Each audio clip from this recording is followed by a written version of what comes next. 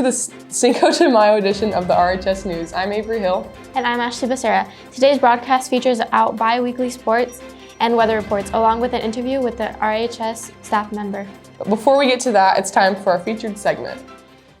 Welcome everyone to our first edition of Civil Debate, where Katie and I are going to debate. We will each have 1 minute to present our argument, and then you are going to vote for who you think won. So, our question for this episode is, what RHS teacher would last the longest in a zombie apocalypse?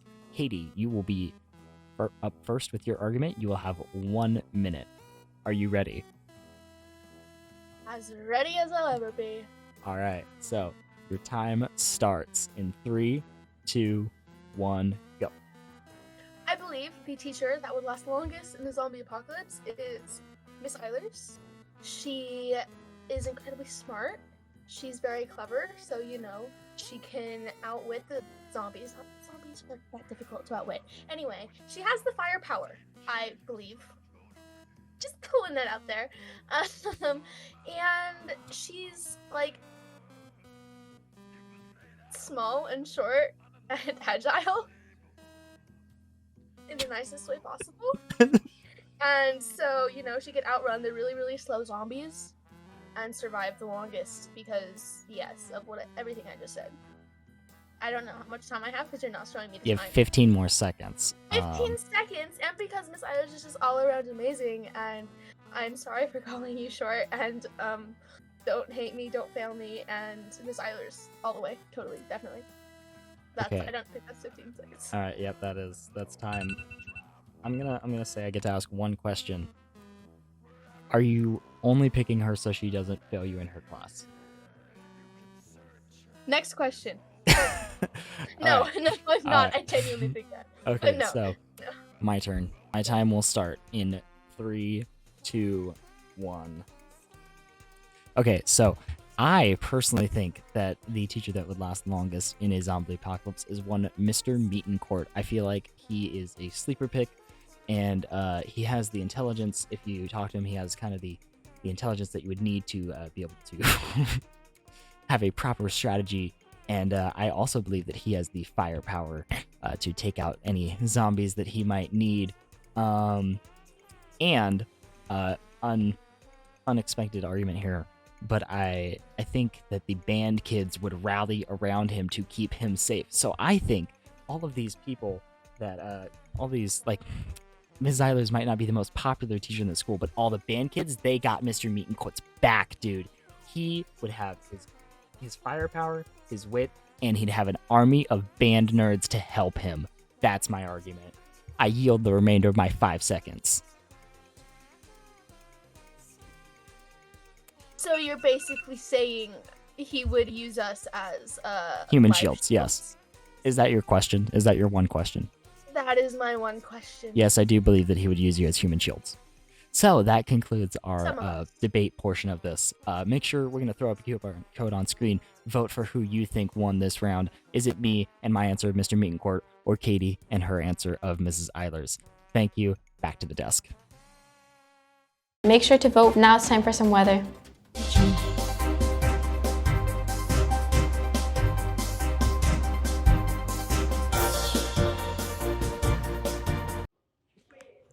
Weatherman Seth here. Sorry that I can't make it to the studio today. I have a haircut in just a little bit. Today there is a high of 58 degrees, which isn't too bad with some chances of rain. Next week we're looking to be at the 60s through possibly hit into the 70s, and which is pretty good. And we'll be back to the warm weather here, which is nice because it's springtime and we love warm weather. That's all I have for today. Weatherman Seth out. I'll be with you for real next time. Baseball finished their regular season 7-12-1. They traveled to Natchez Valley next Tuesday for their first district game. Softball is 14-1 and is still ranked first for 1A. Good job, ladies, and good luck with the rest of your games. Soccer finished their regular season 11-4. They played their first district game last night against Toppenish. At the time of this recording, we do not know the results. Golf is going strong and is about to head into their postseason. Good luck to them. Tennis is going strong and is about to head into their postseason as well. Good luck. Track has a vendor home Invitational tonight. Come out and support all of our athletes at this big annual event. Good luck to all of our track athletes participating in the meet. Finally, tryouts for our two-time state champion dance team are May 22nd through the 26th from 6 to 8 p.m. at the Red Rock Gym. No dance experience is required, and the current 8th through 11th graders are eligible to try out. If you have any questions, please email Coach McKinley or DM Royal Drill on Instagram. We wish the best of luck to our athletes in their upcoming contest. Now let's go back to the desk. Thank you both for the reports. Before we check out today's closing story, we need to make some reminders and announcements. Don't forget to buy your yearbook for $50 or by scanning the QR code on the screen. Promise tomorrow from 7 to 10 p.m. You can still buy your tickets for $45, but they will go up to $50 at the door.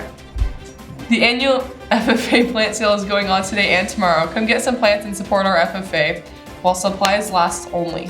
Yearbook applicants are due today. Turn them into Mr. Griffin for your shot at making the yearbook next year. Leadership applications are due May 18th by 3:30 p.m. If you're interested in joining our leadership, you must fill out an application. Our RHS End of the Year Awards Assembly is happening on May 16 at 8 a.m. Join us celebrating our students. And later that night at 7 p.m. is the Senior Awards Night. Come support our seniors at the event as well. Sophomores, there'll be a Math S-Back prep on Thursday, May 18th, on Monday, 22nd from 6 to 8 p.m. Pizza will be provided for both days. That's all for this week's announcements. For today's main story, we have an interview with a beloved RHS staff member. I was a Navy brat, or am a Navy brat. My mom was in the Navy for a really long time. So we moved around every 3 years, which was kind of hard. I mean, it was okay until I got to high school, and then it was a lot harder.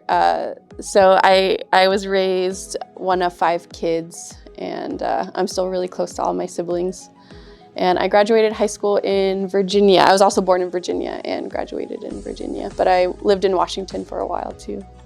I went to college at Eastern Washington University, where I got a degree in chemistry. So while I was in college, I met my husband, and he was raised in his high school years in Royal. He's from Mattawa, but so we moved back here. I actually got a job working as a chemist in Othello, which brought us back here, and then shortly after I started working here. Well, other than math being the best subject in high school, I've always loved math. It's always come really easy to me, and I spent a lot of time in high school and in college tutoring others in math for those that math didn't come as easy for, and I've always loved helping people understand something that they thought that they couldn't do, and I get that every day in this job, which I love. So I've been married to my husband for over 6 years, and we have about 87 kids. Just kidding, we have 4 kids. My oldest is 5 years old and the youngest is 4 months. Go Knights, yay. Take math next year. Well, that's all for our show this week. We hope you enjoyed it. For RHS News, I'm Avarie Hill. And I'm Ashley Becerra. Hope to see you next time.